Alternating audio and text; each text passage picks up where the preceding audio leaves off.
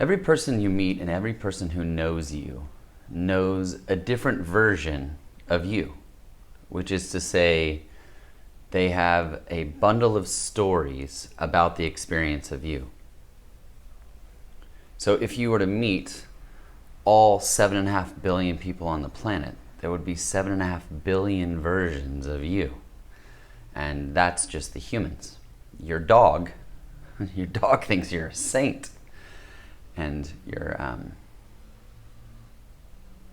your cat or some other animal probably has a more realistic version of what you really are,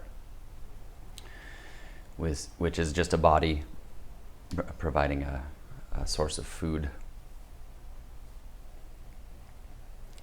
So, who is the real you? Who are you really? And you might say, "Well, I'm me. I'm me. I know myself better than anyone else," which is basically saying I believe the stories about me attached or associated with this body. I have more of those stories, more of those thoughts have arisen here. So of course I know me. And that belief system of me sometimes is in conflict with the stories that others have. And so we call this an identity crisis. The me that I know myself to be, the belief system that I have in these thoughts attached to this particular body don't match those of the outside world. Therefore, I'm in crisis. And it can be very, very serious for some. And then with others, there is an alignment with who I know myself to be, who I believe I am, and the outside world. And sometimes that comes with labels. I am a father, a business owner, an athlete, fill in the blanks. And then there's some who just don't care. They give zero fucks, excuse my language. But all of those, the identity in crisis or the confidence of knowing who oneself is, in many ways, it's all a problem of identity.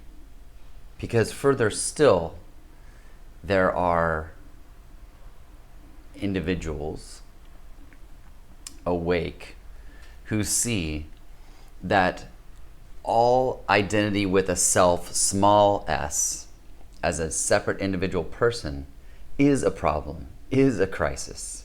And that when it's seen that there is no attachment or association with that specific identity, there are no problems. There is no crisis, because it's just this. It's just what's happening.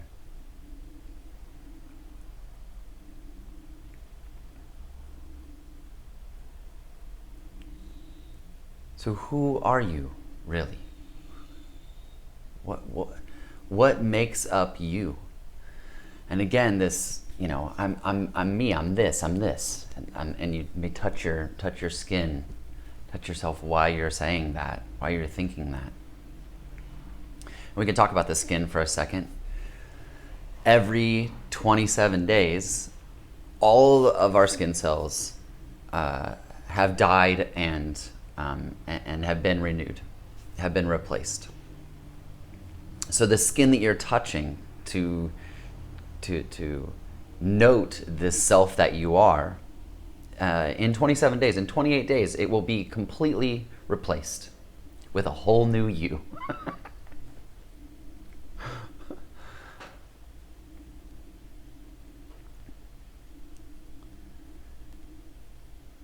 Identification with a separate self has been programmed and we've been trained from a very young age that you are this thing, this special, separate thing that life is happening to. And there's no one's to blame for that programming, for for that conditioning to take place. But the seeking that happens is because that at a certain point it is, you can't really say known because it's felt. There's an intuition that it's not the case.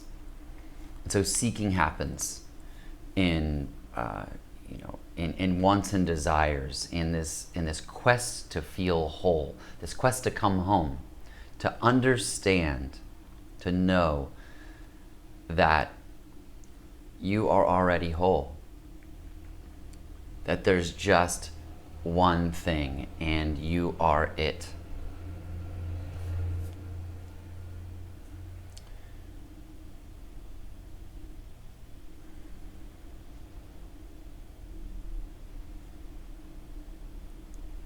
The mind wants to. The mind is a. it's a huge hindrance in this because it's the mind. Actually, it's a thought that comes up that wants to start this seeking. We got to figure this out.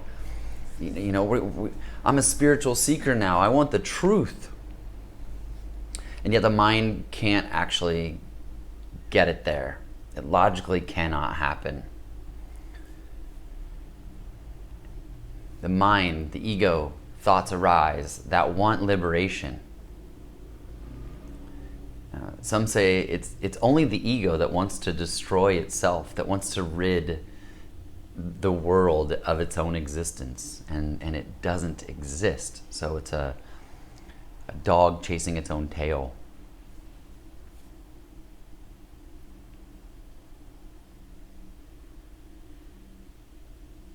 Some find it helpful to utilize self-inquiry. Who am I?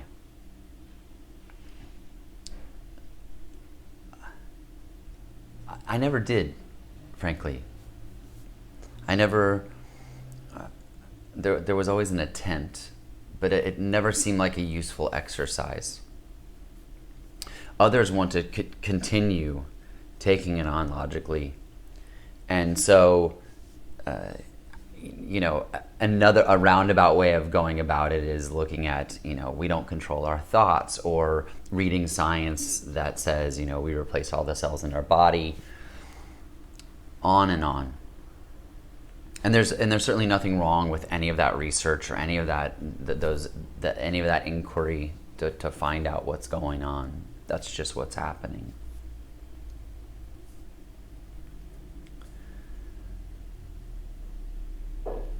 But to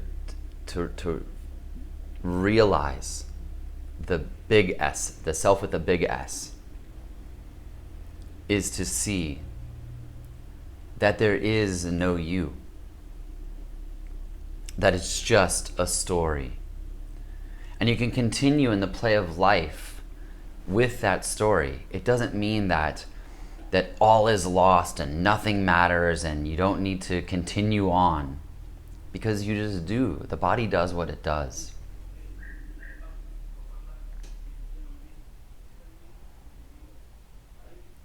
It's so freeing, and yet there is so much resistance in places when that is heard.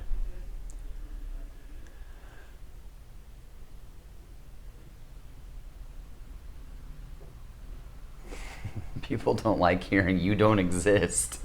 You don't exist and it's no problem, see? You're off the hook. Because you are, you're off the hook. Because there is no you to be on the hook.